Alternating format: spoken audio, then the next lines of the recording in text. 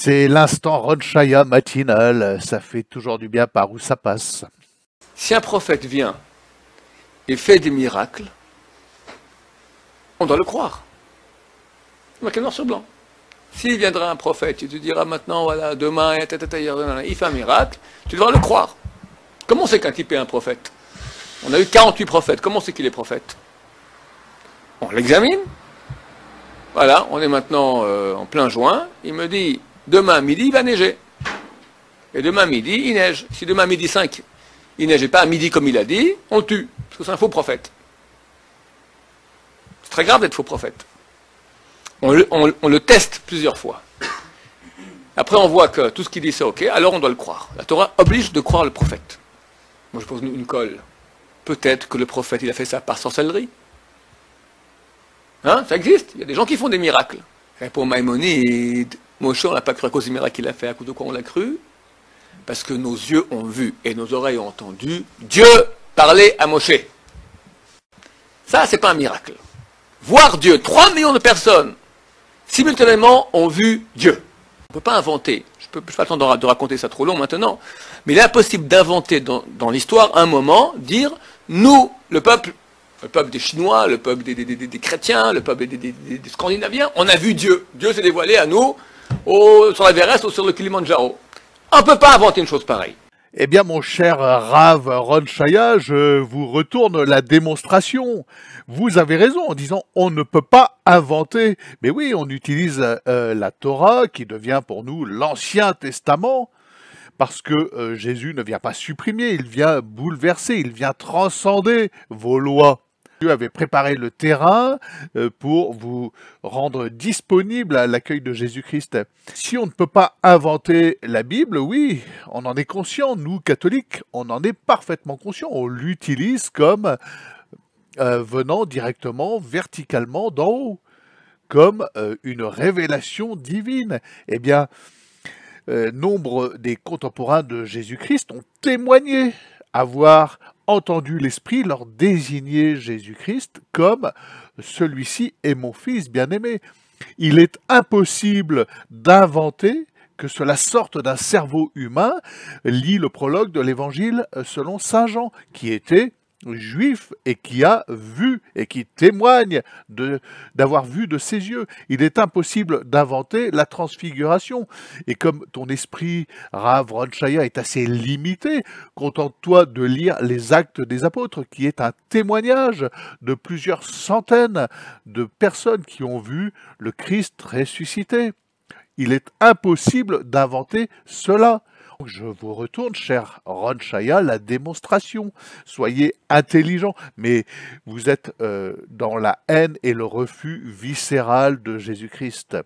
Donc nous sommes certains que ce livre, il est vrai parce que c'est Dieu qui l'a transmis.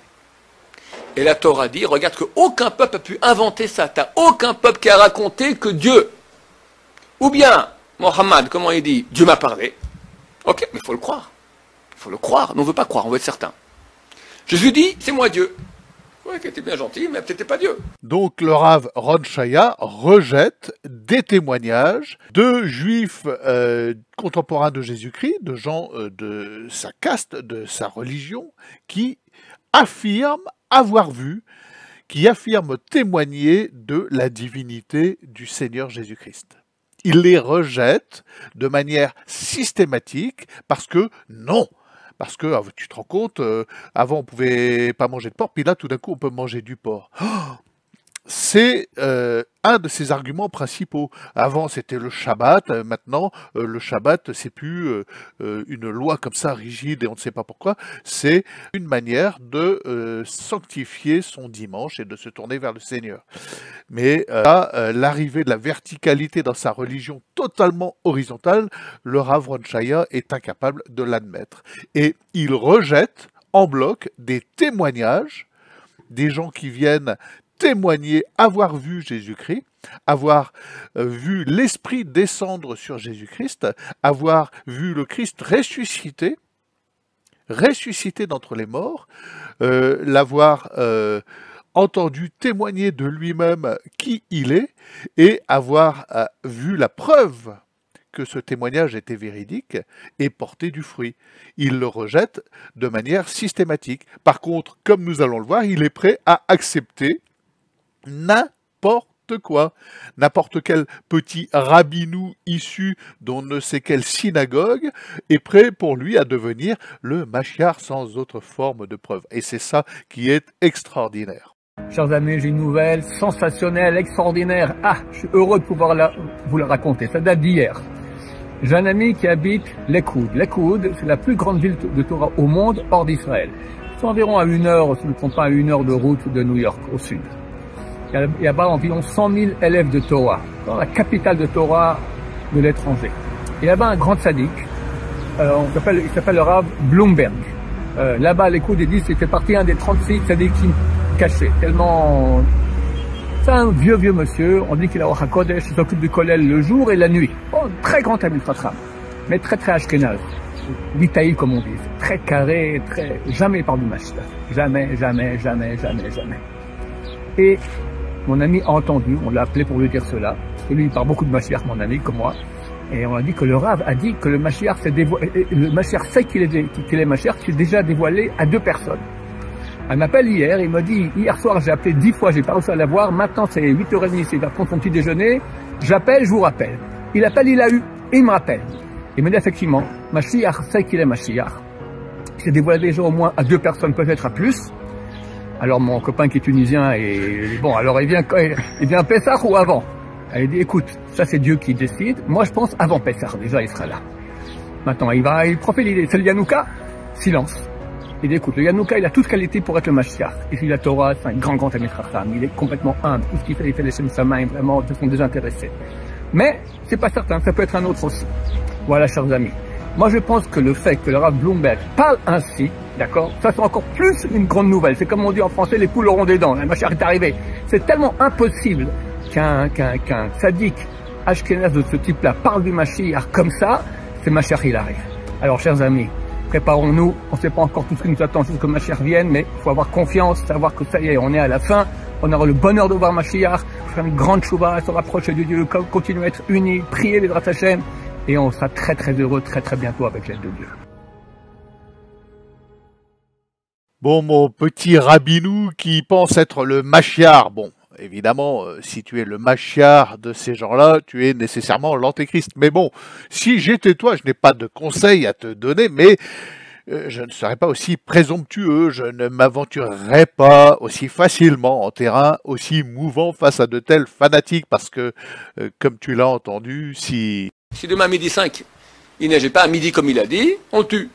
Ah, mon cher Rav, vous êtes prêt à accepter des écrits qui viennent après la Torah, le Talmud, des écrits qui ne sont pas achevés, vous les acceptez comme vrais, mais les évangiles, les actes des apôtres, les épîtres, non. Pour vous, ça c'est hors de question. De même, l'Apocalypse. Laissez-moi tout de même vous lire un petit passage des actes des apôtres. Je pense que vous n'en avez jamais eu connaissance, que vous n'avez jamais ouvert ce livre par orgueil, par défi. Alors, je vais vous lire juste un passage, donc, du livre des Actes des Apôtres, chapitre 5, versets 34 à 42. Ils repartaient tout joyeux d'avoir été jugés dignes de subir des humiliations pour le nom de Jésus. En ces jours-là, comme les apôtres étaient en train de comparaître devant le Conseil suprême, intervint un pharisien nommé Gamaliel, docteur de la loi, qui était honoré par tout le peuple. Il ordonna de les faire sortir un instant, puis il dit, « Vous, Israélites, prenez garde à ce que vous allez faire à ces gens-là. » Il y a un certain temps se leva Teudas, qui prétendait être quelqu'un et à qui se rallièrent 400 hommes environ. Il a été supprimé et tous ses partisans ont été mis en déroute et réduits à rien. Après lui, à l'époque du recensement, se leva Judas le Galiléen, qui a entraîné beaucoup de monde derrière lui. Il a péri lui aussi, et tous ses partisans ont été dispersés. Ça ne vous dit rien, ça, dispersé, mon cher Ron Shaya? Je continue. Eh bien, dans la circonstance présente, je vous le dis, ne vous occupez plus de ces gens-là. Il parle des disciples de Jésus-Christ. Laissez-les. En effet, si leur résolution ou leur entreprise vient des hommes, elle tombera. Voilà, je vous signale tout de même que l'Église catholique subsiste depuis 2000 ans, malgré Bergoglio et quelques vicissitudes, mais elle subsiste dans le cœur des hommes. Mais si elle vient de Dieu, vous ne pourrez pas les faire tomber. Et non, vous pourrez vous agiter tant que vous voulez, mon cher Ronchaya, vous ne pourrez pas. Ne risquez donc pas de vous trouver en guerre contre Dieu. Les membres du conseil se laissèrent convaincre. Ils rappelèrent alors les apôtres et après les avoir fait fouetter, ils leur interdirent de parler au nom de Jésus, puis ils les relâchèrent. Quant à eux, quittant le conseil suprême, ils repartaient tout joyeux d'avoir été jugés dignes de subir ces humiliations pour le nom de Jésus. Tous les jours au temple et dans leur maison, sans cesse, ils enseignaient et annonçaient la bonne nouvelle. Le Christ, c'est Jésus. Les amis, 2000 abonnés pour 2024, ça s'annonce assez bien. Poursuivons, continuons sur la lancée. Donc abonnez-vous, cliquez sur le pouce et partagez ces vidéos. Merci à vous, bonne journée.